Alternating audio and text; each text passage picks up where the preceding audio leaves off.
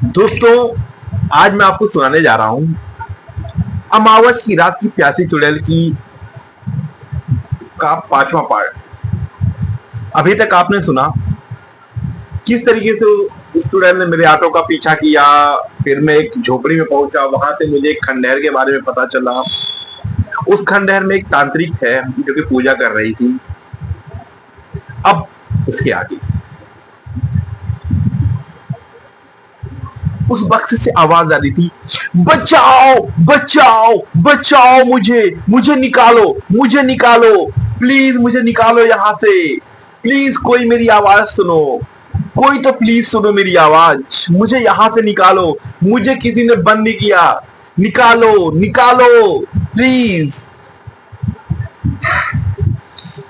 मैं एक बहुत ही अच्छा लड़का हूँ, मैं इस गांव का एक अच्छा लड़का हूँ, मैं इस गांव की जिम्मेदारियों को समझता हूँ, मैं इस गांव की जिम्मेदारियों को निभाना चाहता हूँ।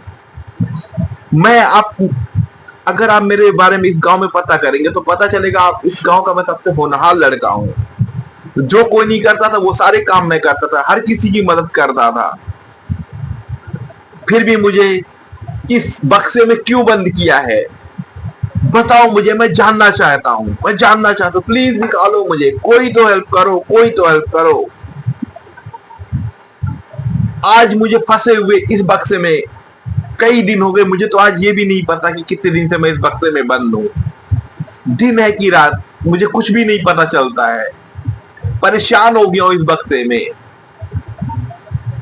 कोई तो निकालो, निकालो मुझे, निकालो इस बक्से से, मुझे निकालो, वरना मैं इस बक्से को तोड़ दूंगा। मुझे पता है तुम लोग मेरे ऊपर जुल्म कर रहे हो, मुझे नहीं बर्दाश्त ये बक्सा, बहुत हो गया तुम लोग का अत्याचार। निकालो, ओ निकालो मुझे, निकालो, निकालो। मैं उस बक्से को खोलने ही जा रहा था, ये सारी आवाज सुन के तभी उस लड़की ने मुझे कहा, रुको, उस बक्से को हाथ मत लगाना। मैंने अपना हाथ तुरंत उस बक्से से पीछे खींच लिया। ऐसा क्या है, ये लड़की मुझे मना क्यों कर रही है इस बक्से के लिए? अगर इसमें से किसी की तो आवाज आ रही है, वो आवाज मेरे कानों में बराबर गूंज रही है। निकालो मुझे, निकालो मुझे। मैं उसकी सहायता भी करना चाहता हूँ, लेकिन ना चाहते हुए मुझे इस लड़की की बात मानी। आज मुझे पता नहीं क्या लगा कि शायद मुझे इस लड़की की बात माननी चाहिए। तो मैं वापस आके उस लड़की के पास बैठ गया। बैठते ही जब मेरी नजरें उस लड़की की नजरों से मिली तो मैं उस लड़की से पूछना चाहता था कि अब मुझे बताओ, तुम मुझे क्यों नहीं बॉक्स को ओपन करने दे रही हो? ऐसा क्या हुआ?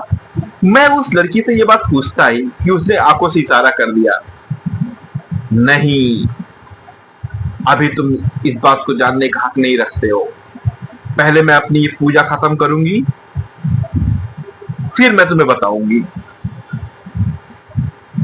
ये बात देखकर मैं शांत होकर बैठ गया। मैंने कहा चलो कोई नहीं, तुम अपनी पूजा खत्म कर लो, तभी मुझे बताना। ये सब देख के मैं वहां पे बैठ के आसपास का नुमाइंदा करने लगा कि यार, इतनी अच्छी लड़की इस सुनसान खंडहर में बैठी हुई है, ऐसा क्या है ये कि ये यहाँ पे बैठी हुई है? और वो लड़का कौन है जो कि बार बार कह रहा है मुझे निकालो, मुझे निकालो? ये चीज मैं भूल नहीं पा रहा था। तभी मुझे दिमाग में ऑटो वाली उस लड़की की बातें याद आ रही थी। मैं उसको भी नहीं भूल पा रहा था कि मुझे देखते उसने कहा,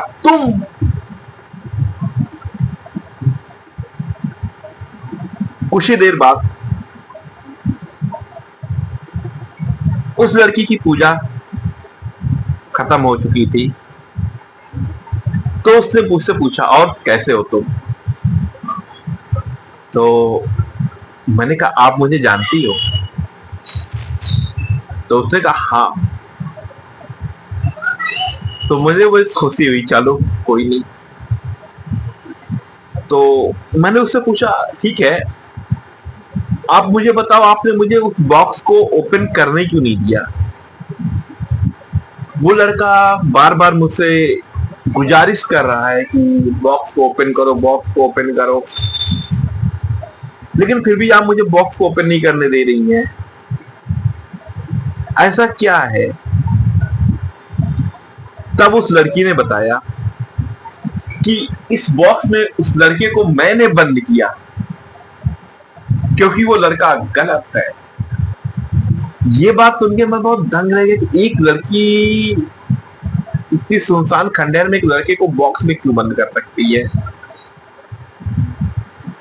तो मैंने उससे पूछा कि ओके, आपने बंद किया, तो उस लड़के का गुनाह क्या है?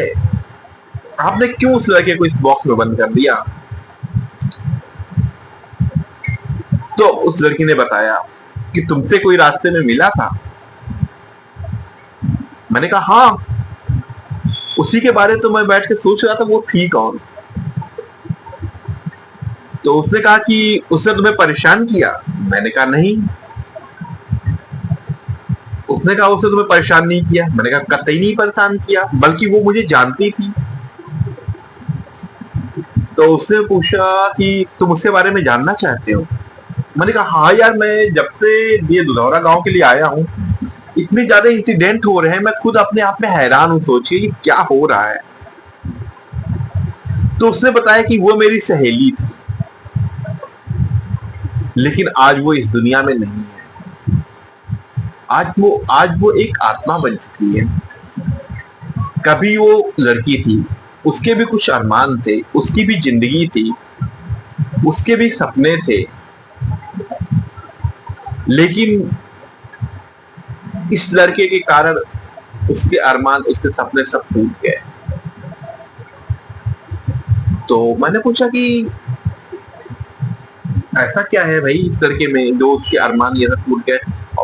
उस लड़की से इस लड़के का क्या रिश्ता? तब उसने मुझे बताया कि वो लड़की मेरी सहेली, मेरी बेस्ट फ्रेंड थी, मुझसे सब कुछ बताती थी।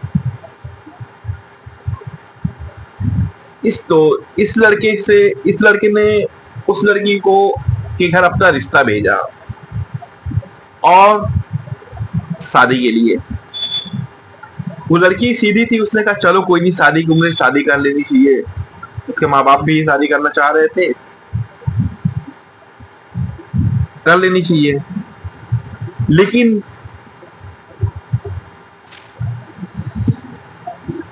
इस लड़के को भी ये बात पता थी कि इसके घर वाले तांत्रिक हैं, तंत्र करते हैं सबके सब।